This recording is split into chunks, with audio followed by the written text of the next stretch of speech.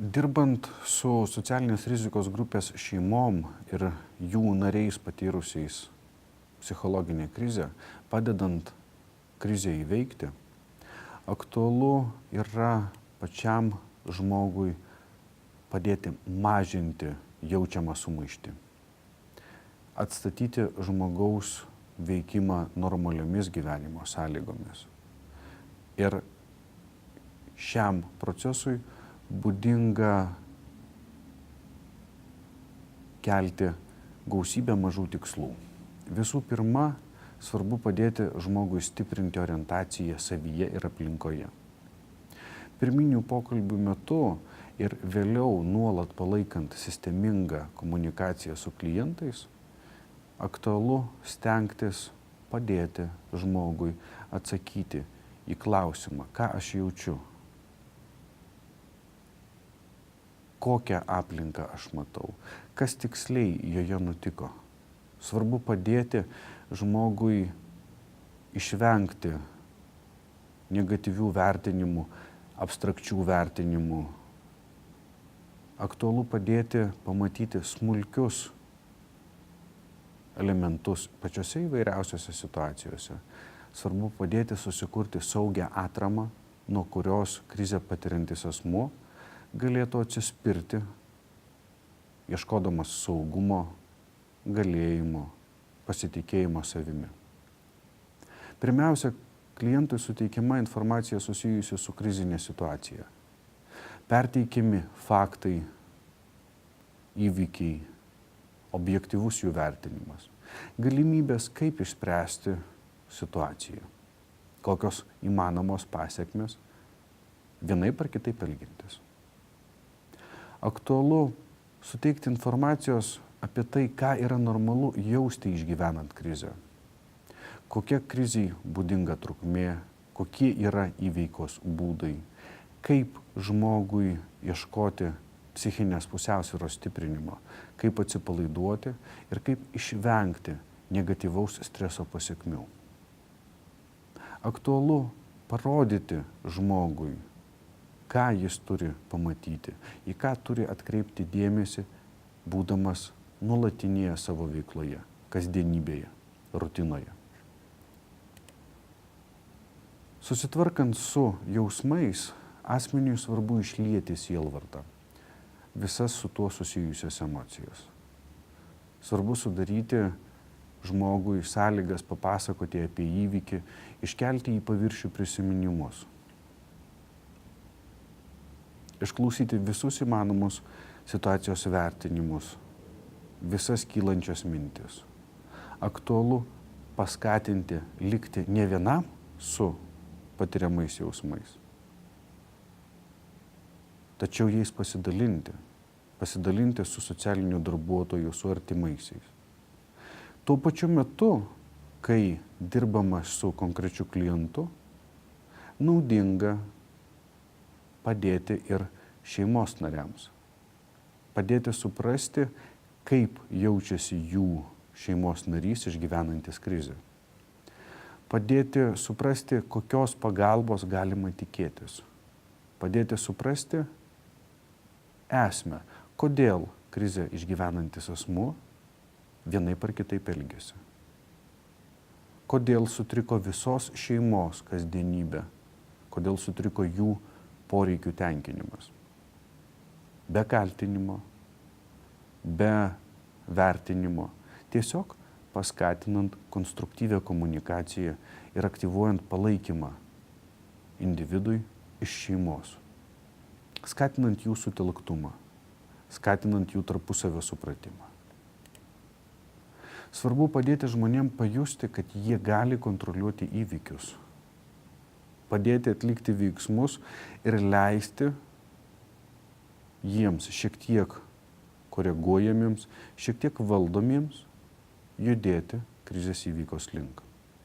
Grįžtant prie įprastinių buitinių darbų, veiklų, grįžtant prie savarankiškos, konstruktyvios, jiems būdingos komunikacijos šeimos aplinkoje, platesniuose bendravimo ratuose. Žmogus turi pamatyti, kad pats yra pokyčių veiksnys ir pats savo pastangomis gali sąlygoti pokyčius, pozityvius pokyčius jo gyvenime.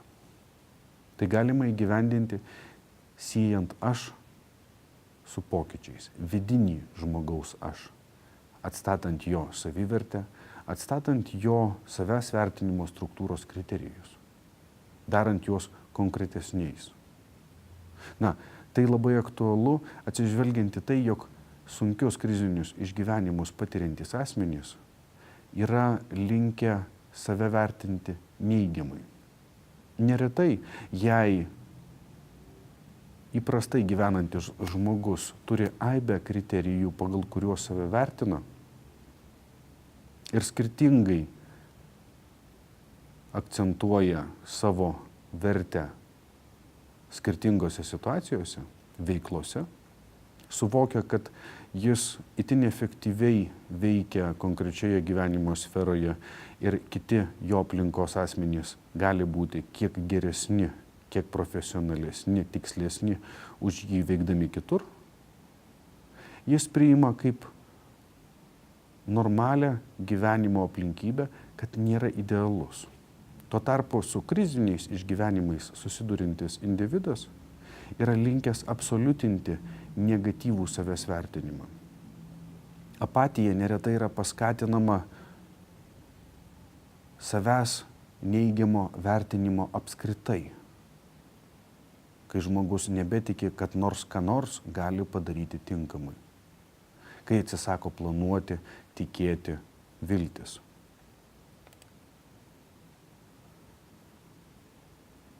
Jei per greitai keliami reikalavimai žmogui, jei jis atsisako prisijimti atsakomybę už savo jausmus, jei jis atsisako priimti pagalbą, gali kilti pyktis.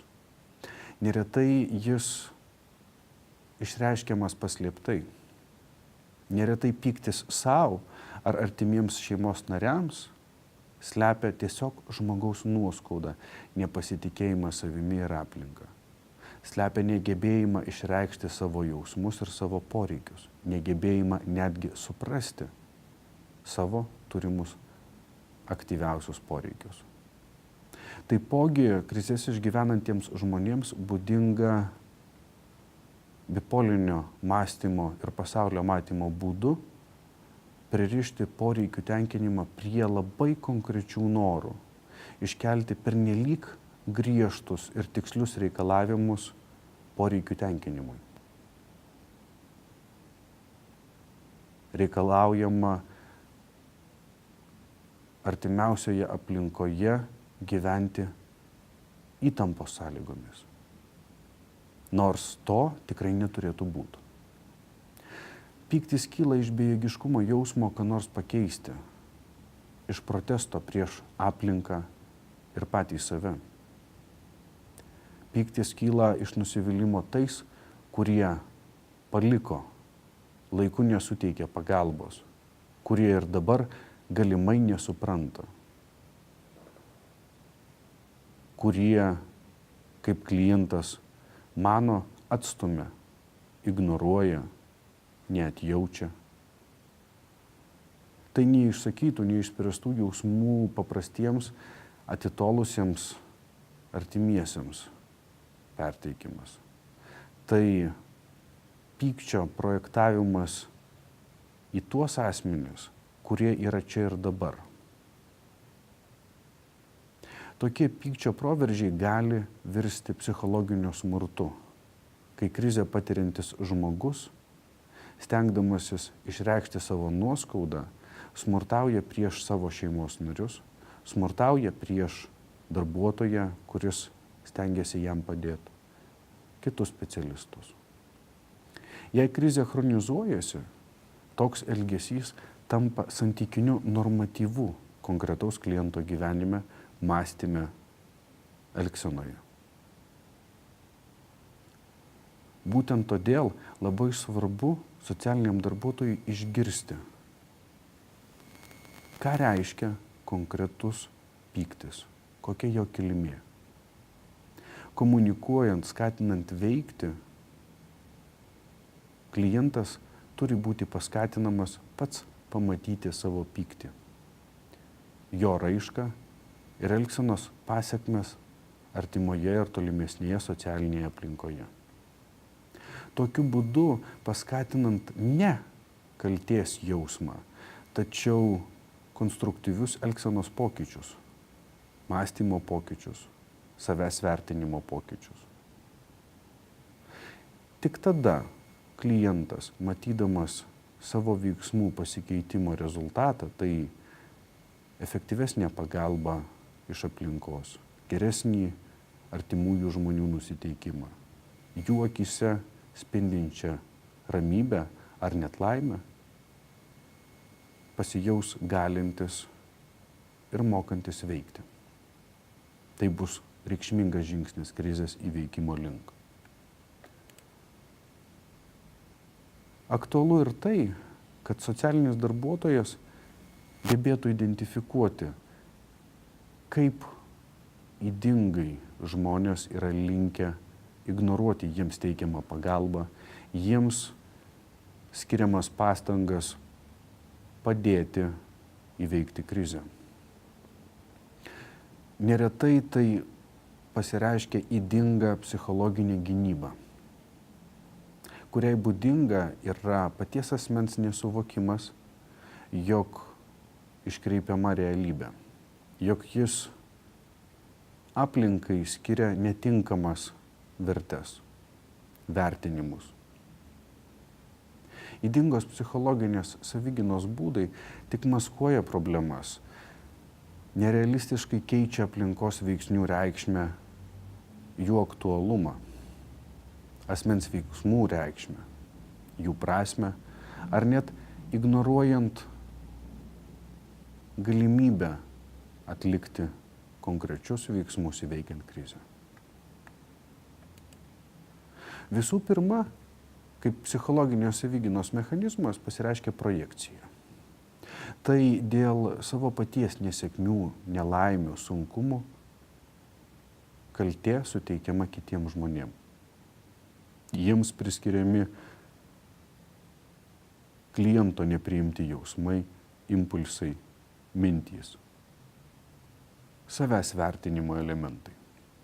Ir kartais socialinis darbuotojas gali patirti psichologinį smurtą, ataką, pyktį, nepasitenkinimą iš krizę patiriančio asmens, vien dėl to, kad pastarasis projektuoja į jį labai aiškų ir stiprų nepasitikėjimą.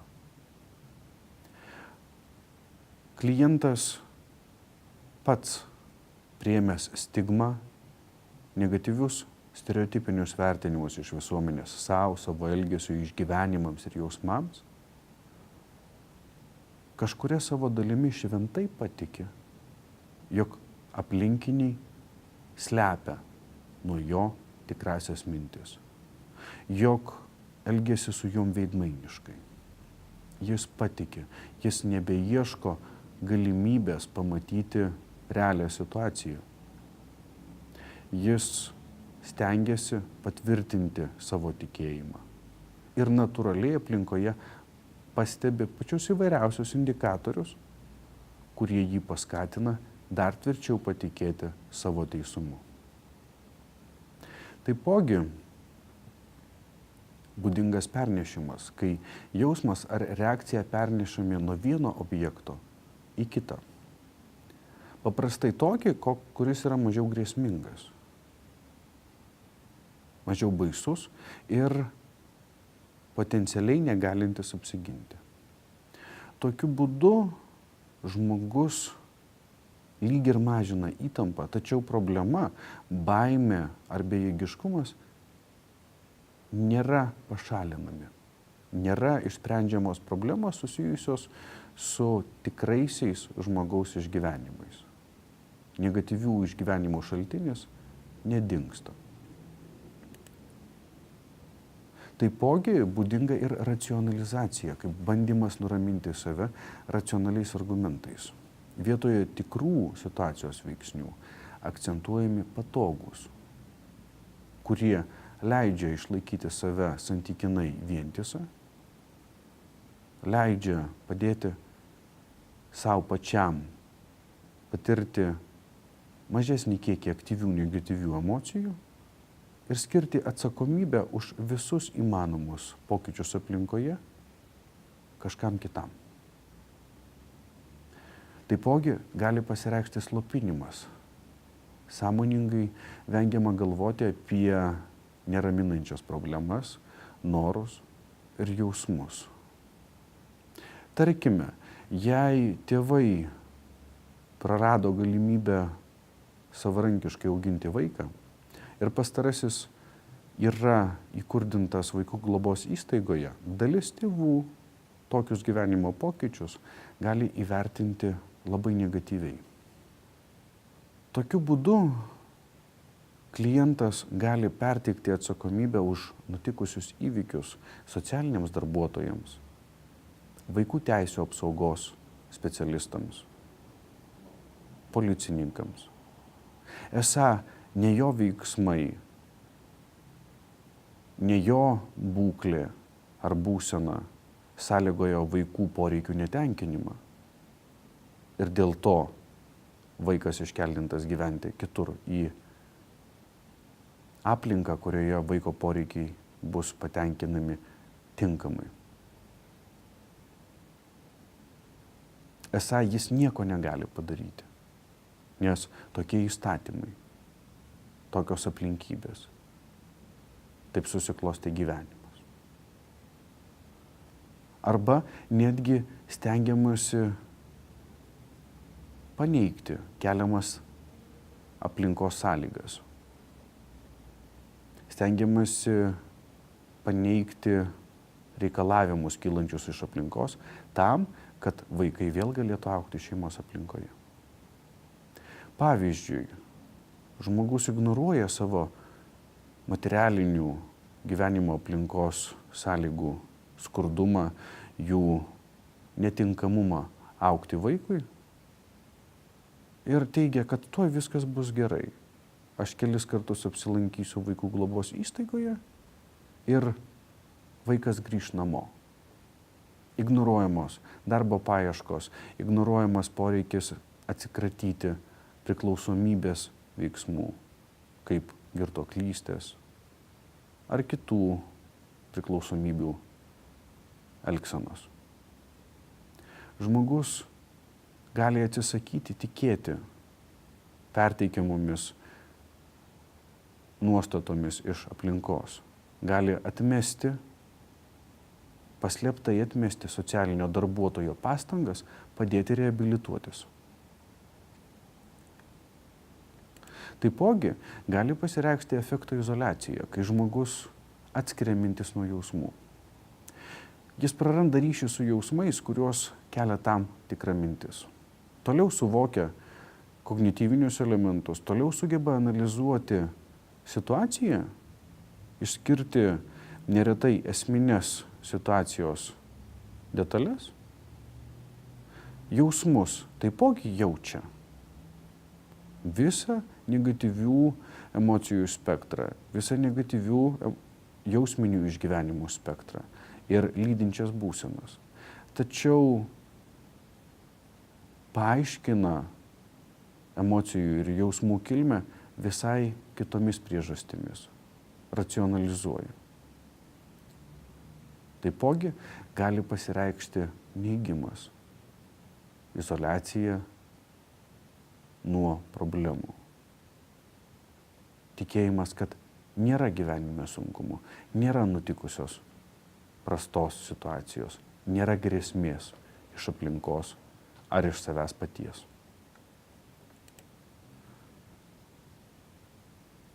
Kaip dar sudėtingesnis krizinės situacijos metu būdingas psichologinės savigynos mechanizmas, tai išstūmimas. Kai kriziniai įvykiai, mintys ar išgyvenimai yra sąlyginai pašalinami iš žmogaus psichikos. Jausmo komponentas gali būti suvokiamas, bet lieka atskirtas nuo priežasties. Tokiu būdu socialinis darbuotojas ir jame matoma grėsmė oficialiai gali būti neigiama, tačiau išliekantis nepasitikėjimas ir pagalbos ignoravimas reikšis ganėtinai aktyviai. Kylant įvairioms krizinėms situacijoms gali pasireikšti ir idealizacija. Perdėtai pabrėžiamos teigiamos kitų žmonių, į kuriuos baiminamasi nukreipti nesąmoningą pyktį savybės. Tarkime, konfliktinių situacijų tarp sutuoktinių metu, esant psichologinio smurto veiksniams ir situacijoms šeimos aplinkoje, smurto auka gali formuoti iškreiptą meilės suvokimą, iškreiptą prieraišumo suvokimą smurtautojui, idealizuodami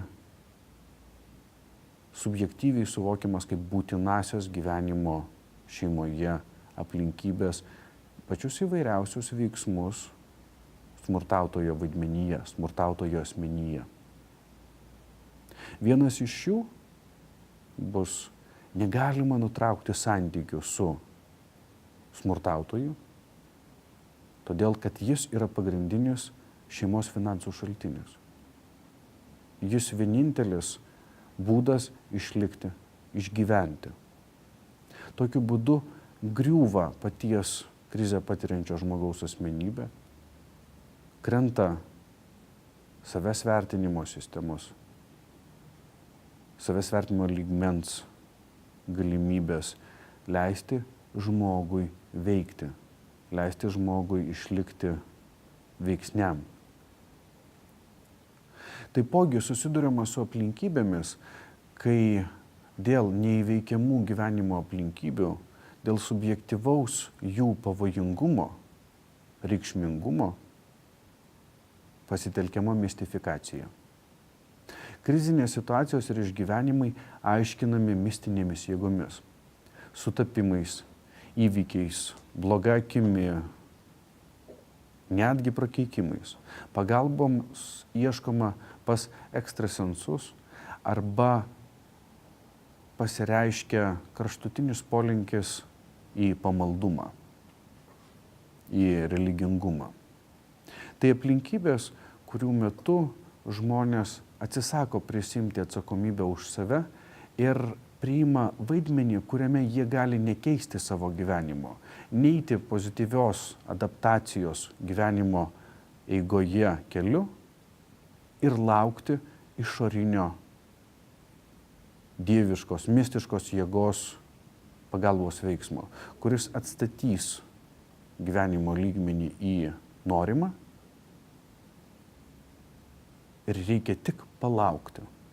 Nes neretai girdimas ir pasakymas kenčiantiems dangus. Tokiu būdu pats žmogus lyg ir priima nuostatą, jog gyventi chronizuotos krizės būsenoje yra gerai. Kentėti yra gerai. Ir tokia nuostata priimama kaip normatyvas.